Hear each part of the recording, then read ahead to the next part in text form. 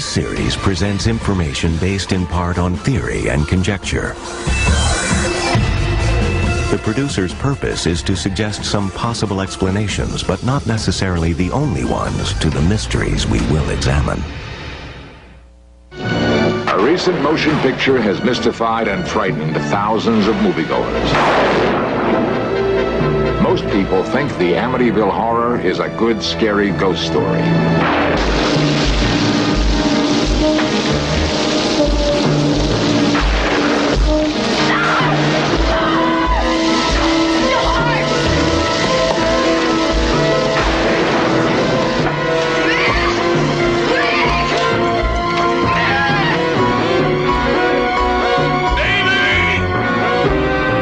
What is not commonly known is that the film is actually based on fact. It's a true story.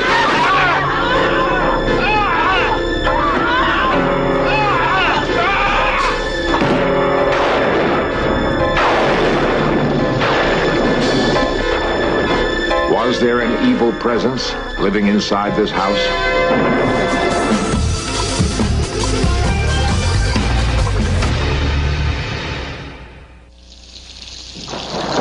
The House of Horrors is in Amityville, Long Island, an unlikely target for an evil curse. Amityville is a pleasant New York suburb. The name Amityville means Town of Friendship. The house that was for sale at 112 Ocean Avenue was a dream turned into reality for the family of George and Kathy Lutz. I described the house as charming the first time I saw it, because that's what I thought of it. You know, and I was saying, Kathy, do you believe this? And she said, no, I don't believe this. You know. It's a lovely house. We don't feel there's anything wrong with the house. The house is it's a happy house. It's a house to have a good time in, to have parties in. Everyone in the area knew that the year before, a family of 6 had been murdered here, so no one wanted to buy the house. The price was very reasonable. George and Kathy decided to ignore superstition and buy it. They settled into their new home just before Christmas. As is common with many Catholic families, Mrs. Lutz asked her parish priest to stop by and bless the house. This blessing began in the sewing room and seemed to set off a chain reaction which would jeopardize the lives of everyone involved. Because of criticism later leveled by other church officials, the priest has never before talked to anyone in the media. In Search Of was able to locate him, and he agreed to tell us his story, but only if he could remain anonymous. I was blessing the sewing room. It was cold. It was really cold in there. And I thought, gee, this is peculiar. Because it was a lovely day out, and it was winter, yes, but it didn't account for that kind of coldness. I also was sprinkling holy water, and I heard a rather deep voice behind me say, "Get out." It seemed so directed toward me that I was really quite startled. I felt a slap at one point on the face. I felt somebody slap me, and there was nobody there. Later, George and Kathy couldn't believe that flies could be swarming in the dead of winter. Then they puzzled over a toilet that, when flushed,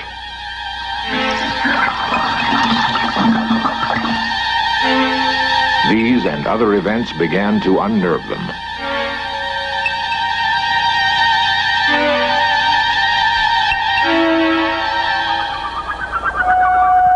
Strange events also affected the priest who blessed the house. He discovered blisters were festering on his hands. I went to the doctor for it, yes, and he couldn't explain it. He thought it might be caused by anxiety, and of course that's feasible. But I don't think I'm given over to psychosomatic responses. He called the Lutzes to warn George and Kathy.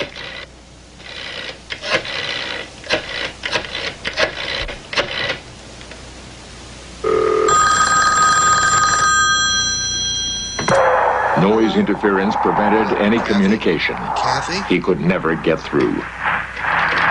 Hello. Hello. Hello, what's up with you?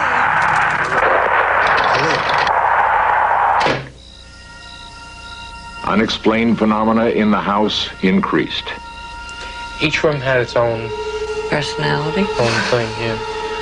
In time, you couldn't deny that something was very wrong because too many things didn't add up. Frightening spirits seemed to inhabit the whole house. Kathy felt compelled to talk to the priest. She wanted him to come back and bless the house again. Further attempts to communicate with the priest, however, seemed to be sabotaged. Father, are you there? Hello. Hello. A faulty phone connection? Hello, Perhaps. For almost a month, George Lutz was attacked by a sensation of intense cold. For days on end, he would neglect his work and his appearance, constantly stoking a fire that never warmed him enough. His personality began to come apart, bringing emotional surges. Confusion, anger misplaced because I would direct it at Kathy for no reason. Moodiness. I lost 20, 25 pounds there easily during that 28 days. I didn't eat. I didn't go to the office. My values were such that the only thing important was to keep warm and keep a fire going. Everything was very erratic. Our own behavior was erratic. George still believed he could take things in hand and cope with the unknown horror. As I do know, when I met George in the first place... Jay Anson is author of the book, The Amityville Horror. He's an ex-Marine, built like a bull, and he's the type of guy who can handle any situation with his fists. He literally can. So that when he was approached with this kind of phenomena, he had no idea what he was coping with. None at all. He didn't even know the meaning of the terms in phenomena.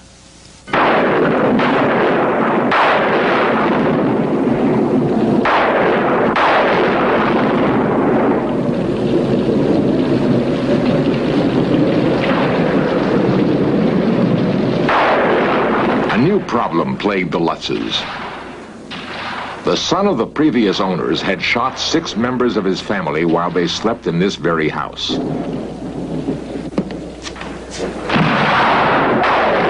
George and Kathy now were experiencing vivid nightmares in which they relived the murders as though they were the victims. Difficult as it was, the family tried to maintain a normal existence. But each day, something else, strange and frightening, would be discovered. On one particular afternoon, I was going about the house rearranging furniture and setting up some storage. I went down to the basement. I went over to one bookcase, which was on the end, and I moved it. And much to my surprise, there was no wall behind it. It was the entrance into this small, brightly painted red room. And I was really surprised and alarmed by the find. The most impressive thing was when we took Harry around. He would not go anywhere near it. He backed right out of there and ran up the steps. This red room was not in the original house plans. Why? Who built it? And what possible use could it have? To this day, these questions have never been answered. George and Kathy could only wonder about the ominous little room. It was just one more aspect of the house they didn't understand. Silent night. Even the normal rooms caused strange reactions. Missy would sing constantly within the room. And if you called her out, or if she came out for one reason or another, as soon as she crossed over the threshold, she would stop singing. Crossing back again, she would pick up the song from the word that she had stopped on and continue.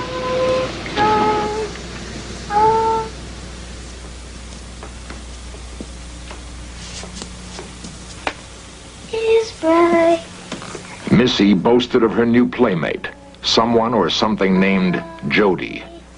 Jody, said Missy, could take any shape. A doll, a teddy bear, even a pig. And Jody could only be seen by whomever he chose, and he had remained invisible to Kathy and George. Missy even drew Jody in crayons. George and Kathy were amused at their daughter's fantasy, thankful that the terrifying events had not yet touched her. Their amusement faded quickly into horrid fear when Jody made his presence known to them.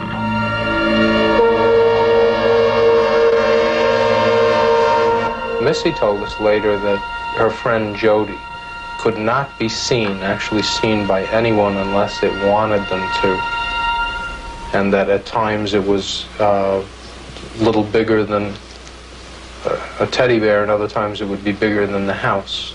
That Jody had the ability to change its size.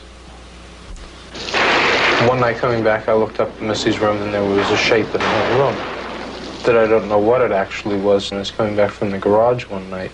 But I would go out to the boathouse for no reason, check everything out, and then go back. I'd do that a couple of times a night. The reason I mention that is because our behavior changed, the way we would go about living. I would go from the fireplace to the boathouse constantly. No longer did George and Kathy feel they were alone. The Lutzes felt driven to rid their home of the evil intruder. They decided to re-bless each room themselves. I think to come will be done on earth as it is in heaven. Give us this day our daily bread. That's when things really got bad. We tried to kick out what was there, and it didn't want to go. You go around, you open a window in each room, and you say the Lord's Prayer, and you command it to get out of that room, and you go on to the next room. It didn't want us to go around blessing each room and commanding it to leave. In the name of God, we would go around and do that. And when I finished the first time, we heard a chorus of voices scream out, "Will you please stop what you're doing?" So that convinced us that what we had tried to do didn't work, and things got very bad that night.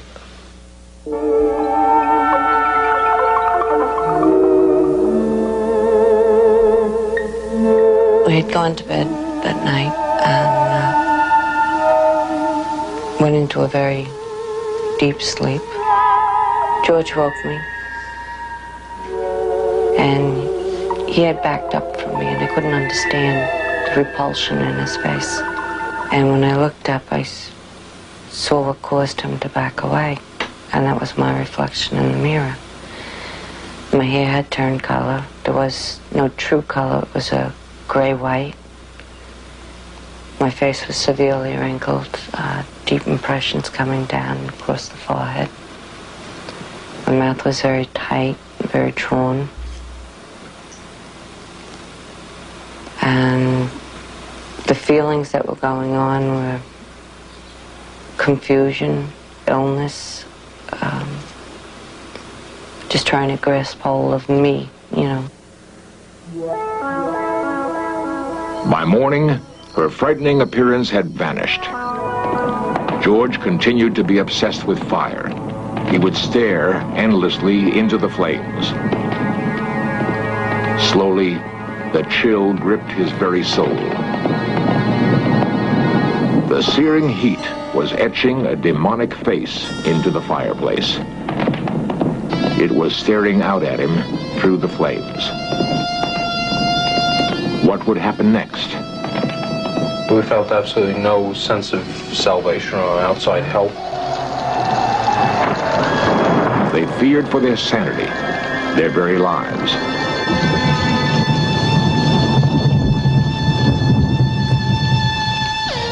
All kinds of things were going on that night. Noises were going off downstairs, front doors slamming, dogs getting sick, the kids' beds are being levitated and dropping down. The constant barrage of increasing terror finally made the Lutzes realize they couldn't go on.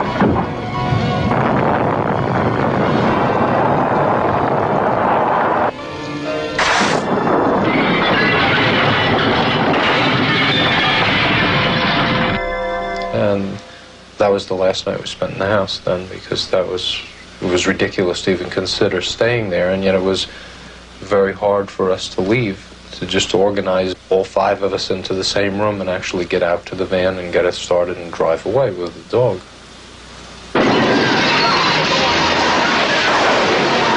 Only 28 days after moving in, the Lutz family abandoned all their possessions, everything they owned. Possible explanations as to what really happened in Amityville will be examined next. I'm a journalist. I try to investigate as best as I can. When you first hear the Lutz's story, it sounds like a very good haunted house story. Author Jay Anson.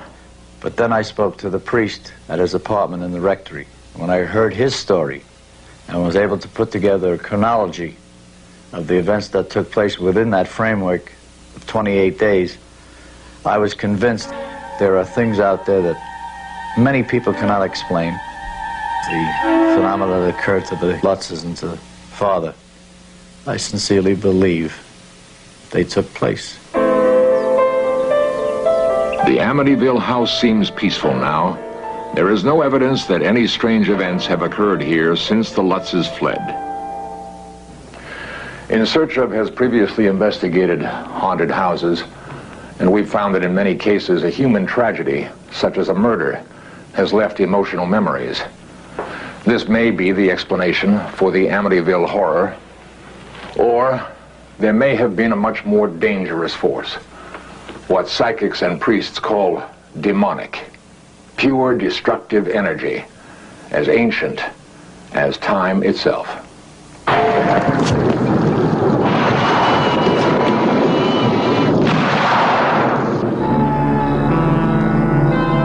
The nightmares the Lutzes had experienced about the murders previously committed in the house caused Kathy and George to investigate the circumstances.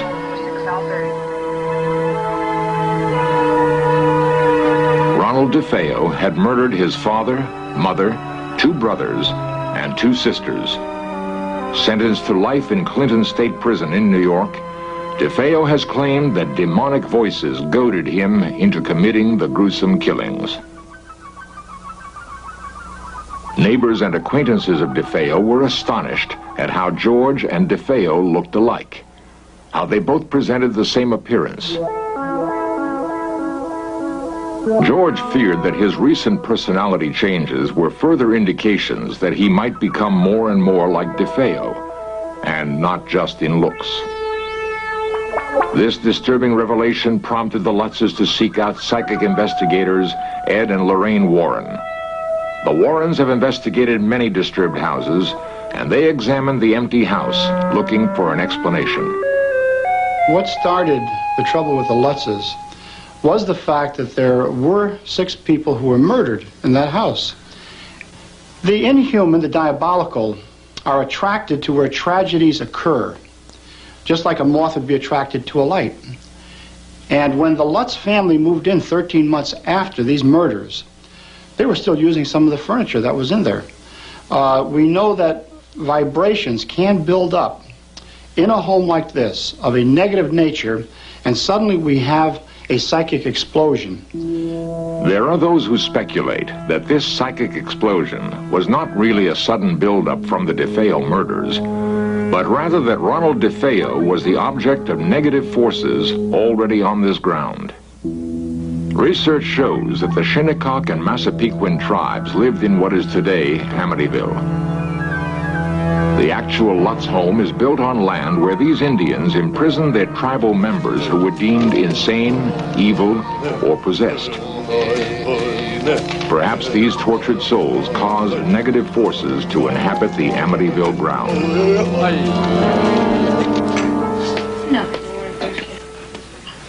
This seemingly far-fetched explanation helped confirm something the Lutzes desperately wanted to hear. We believe it was there when we moved in. We don't believe it came to bother us after we moved in, let's put it that way. You know, whatever was there had been there for quite a while. All those involved with the Amityville horror agree on one thing. Some evil thing, no one can explain, seemed to inhabit the house. Why then was it never exorcised? I'm a Roman Catholic priest, and the Roman Catholic Church teaches that people can become possessed, but not objects. The Lutzes were not possessed, so therefore I don't believe they should have been exorcised. And I don't believe the house was possessed. There was something there.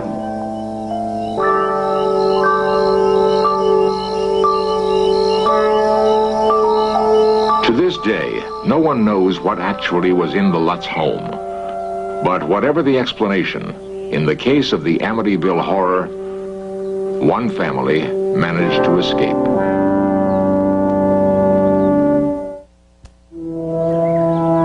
For those who lived through the Amityville horror, the emotional shock still lingers.